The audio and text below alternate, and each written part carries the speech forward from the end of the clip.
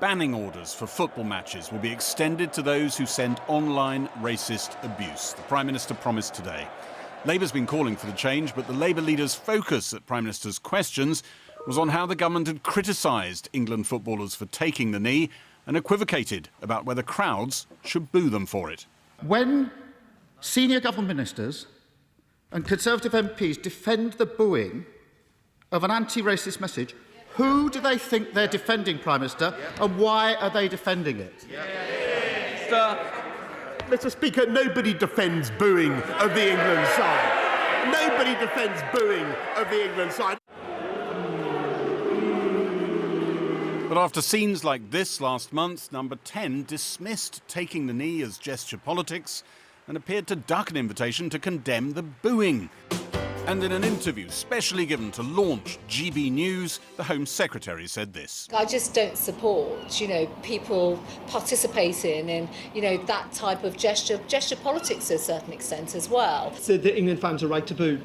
Well, that's a choice for them, quite frankly. Would you be booing if you were in the stands? I've not gone to a football match to even sort of, contemplate that. We can all see what's happened here. The government has been trying to stoke a culture war, and they've realised they're on the wrong side. And now they hope that nobody's noticed. I don't want to engage in a political culture war of any kind. I want to get on with delivering for the people of this country. He simply wants to get on with dithering. Reported. The Premier League claimed that 80% of the online abuse reported to its monitoring unit came from abroad. But today, the head of MI5 said that should not divert attention from homegrown racism, which he said was fueling extreme right-wing terror activity in the UK. Ken McCallum said right-wing terrorism was now responsible for 1 in 5 of all counter-terror investigations and was attracting a growing number of teenagers. The youngest person investigated, only 13 years old. Well, with me now is Conservative commentator Dominique Samuels. Dominique Samuels, by refusing to applaud the stance that the England players took by taking the knee, has the Prime Minister and his Home Secretary, have they got caught on the wrong side? Well, I think you have to look at it in the context of the facts, and investigations have shown that a majority of the racist dissent actually came from abroad. I think the point about that would be stronger if most of it actually came from this country. But of course, that's not a new story. Football players, black football players, receive gross amounts of racist abuse, specifically when they do go abroad, so that makes sense. So I just want to say to any of the young black people watching this, despite what you keep being told, this country does not hate you. And yes, you may face barriers because of your race. This is the best place to grow up as a black person in the Western world. But by refusing to condemn people who booed England players for taking the knee, both the Prime Minister and the Home Secretary stoked that racism, didn't they? Well, I don't think they did. I think that, yes, a criticism I would make is that in regards to Priti Patel, I think she should have made explicitly clear that she personally wouldn't boo. But I think in regards to kind of the principle of it, if players have the freedom to express their views, then of course a minority of people that actually did boo should have the freedom to express theirs. And I think towards the beginning of the tournament, the Prime Minister actually said that people shouldn't boo the players. So yes, it has been a bit late then, though, wasn't it?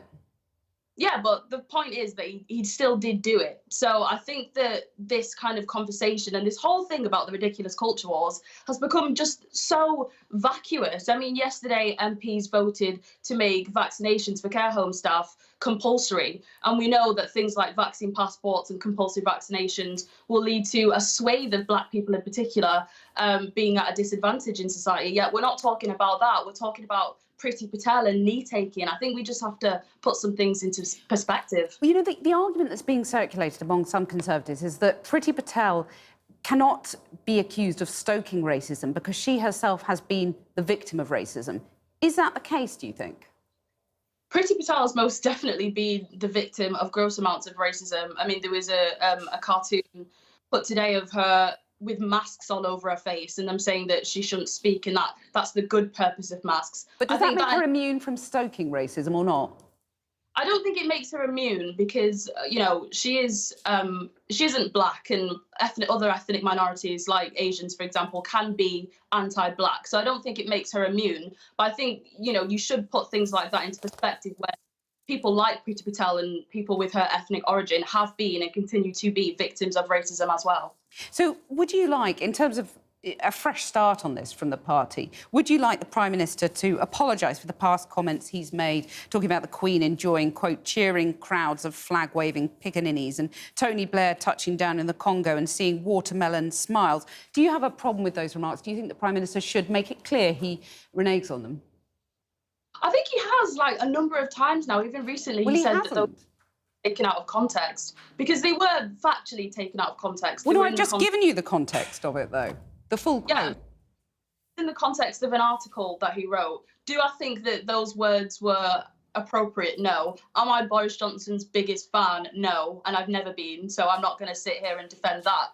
But I think this whole situation is just coalescing around really vacuous culture wars arguments, when we really should be concerned about the freedom of people in this country. But it's and how that will disproportionately impact black people in particular. Let's talk about those issues around race. And we do talk about those issues very many times on this programme, but this is a culture war that the Conservatives started, isn't it? No, it's not. I mean, the culture war has begun with the left really wanting to cancel everything in sight, wanting to tear down statues and delete bits of history. Conservatives have responded in recent years, the Conservative Party in particular. And they thought the war on woke would corral their base, and now they realise perhaps not. Well, I mean, I think you're overstating this a bit, though, because you're acting like all England fans were suddenly incensed by the Prime Minister's words and went out there and booed. I mean, 54% of England fans actually supported players taking the knee. And, most of this abuse came from abroad. It didn't come from this country. So there's no evidence of that link that you're trying to make.